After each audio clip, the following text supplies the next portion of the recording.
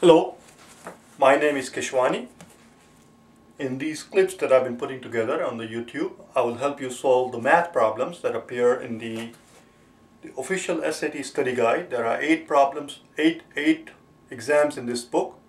Each exam has 3 sections, and I will try to do as many questions as I can in these clips. It's important that you have this book because otherwise you will not be able to follow me. I do not have a luxury of putting the questions on the blackboard. If you don't have one, buy one from any of the bookstores or send me an email and I'll send one out to you. If after watching the clip you find it helpful and would like to purchase the DVD that I have put together, which has the solution to all of these problems, problems from section number 3 of exam number 2, it will be a 1-hour DVD. Send me an email or give me a call. I'll give you a phone number at the end, or you can go to the website www.prep.sat.com.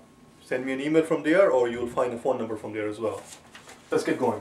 I'm going to solve right now a problem from exam number 2, section number 3, page 463, question number 16. Let's get going.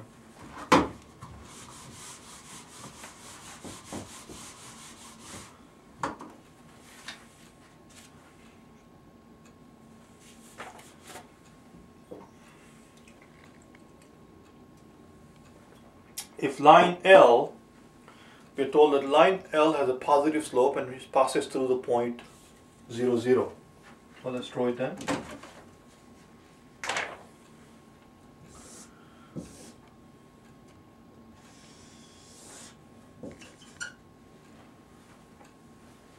That's your line L. We know that it goes through the origin.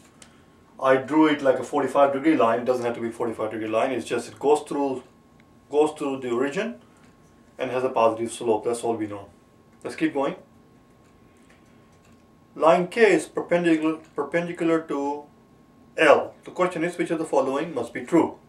Now I just read this the last part very casually, very cursorily, the adverb. If you don't know this word, look it up and learn it. You must cursorily means to do something in a haste, in a hurry. You must never read the problem, especially the last and the portion that asks the question, which I usually refer to as the punchline. You must never read the punchline cursorily, like I just did. So I'm going to go back and reread it, and I'm going to try to emphasize the most important word in this problem. One word. There is one word that is the most important word. Let me read again. It says, if line K is perpendicular to L, then which of the following must be true? Must is the word. Must is the most important word here. They're not asking you which of the following may be true, which of the following could be true. Question here is, which of the following must be true? It has to be true all the time. All we know about line K is that it is perpendicular to L. So it could be like this. As you can see, this makes a 90-degree angle. It could be a line like this, or it could be a line like this. Let's call it K2, so that we can talk about them. Or it could be a line like this. We don't know where all of these lines, these 3 different scenarios that I just presented to you, all of these 3 lines, K1, K2 and K3, they all are perpendicular to line L. We really don't know where the K is located, line K is located. Line L we know has to go through origin, but line K does not necessarily have to go through the origin. It may or it may not. So let's see which of the following 5 scenarios is something that we can say for sure.